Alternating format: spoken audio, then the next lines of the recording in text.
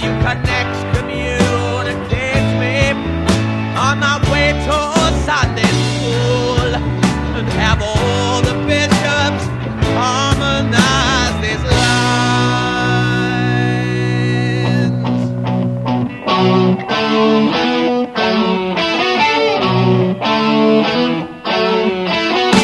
You can excommunicate me on my way to Sunday school, but I am now a Catholic in opposition to the Pope. Does that make me a Protestant, Protestant, or Orthodox? Today is Bad Catholic's Guide to Good Politics Day. Apparently, in his catechism, His Eminence, the aptly named Pope Benedict XVI, was never taught, "Render to Caesar what is Caesar's, and to God what is God's," which would be, God and politics and money don't necessarily need to go together. What is the Prince of the Church doing, pushing his nose into the private sector? Papal infallibility? My right foot. Horror-Babylon, more like. From the Old Testament to the New, the Bible's full of reproach for big government. It doesn't get any bigger than the One World Socialist Economic Oversight Committee his Popeness calls for.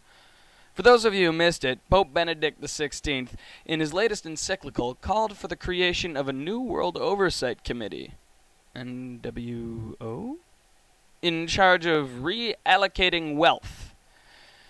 And this one might put me out of the church. Once a Nazi, always a Nazi, apparently.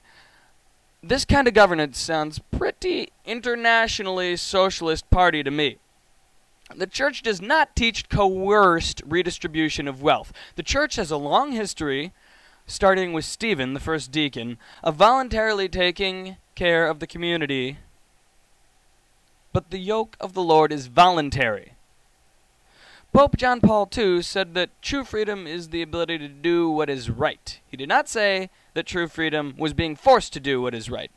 This Pope Benedict lashes out against the sin of the free market, but you take away our ability to sin, what victory is it?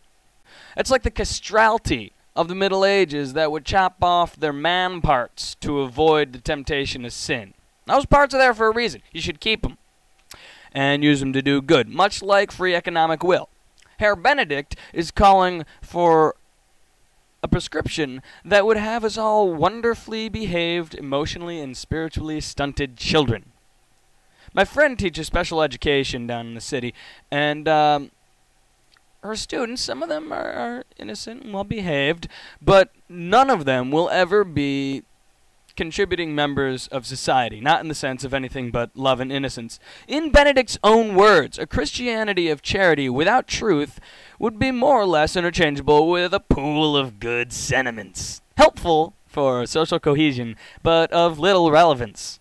He goes on to say that without truth, charity degenerates into sentimentality. Love becomes an empty shell. If we follow Benedict's encyclical, we'll be forced to do the right thing, but lose our own moral compass that tells us why we should do the right thing. Then, we'll begrudge being made to do the right thing simply because it's an infringement on our individual freedom. And then, this paternal economic organization, unchecked by any higher power here on earth, will glut itself on its own power. Did the church learn nothing from the Crusades? How about the Inquisition? Individuals are capable of individual sins, but that's nothing compared to the combined sin of a new world government. I once read about another German who wanted to take over the world. Yeah. So that's me arguing against the doctrine of papal infallibility. Next! Who else can I get in trouble with? John Kerry should not be allowed to take the sacrament of communion because of his stance on abortion. Let's see if the IRS finds me for saying that like they find Catholic Answers. Apparently, Catholic Answers President Carl Keating wrote, quite rightly, that Kerry should be barred from the sacrament. The ministry was promptly slapped with a series of fines. I'm sorry. What happened to the separation of church and state we keep hearing about? The Catholic Church, as a group separate from the federal government, is allowed to play by its own rules. And those rules say that if you support Kerry's views, on anything really, but in this case specifically about abortion, you are not living in a state of grace suitable for partaking in the communion of our Lord. church rules, not Fed rules. If the Fed creates its own church, it's perfectly capable of levying fines on willing participants. But till then, leave my religion alone. I may not like this current pope, but I love the faith. These fines are tantamount to Rome's persecution of Christians and Christian persecution of the Jews. I may not like this current president, but I love this country, and they continue to step on our freedoms. I've thought of moving to a little island somewhere where there's no government to step on our necks. But America's supposed to stand for liberty. Have you seen the lady standing in the harbor of New York? What's her name? Lady Liberty? Yeah. Well, you used to be able to climb into her torch. We have let this structure that supports her torch of liberty go into such disrepair that it would be unsafe to climb her stairs. The torch she carries is weakened.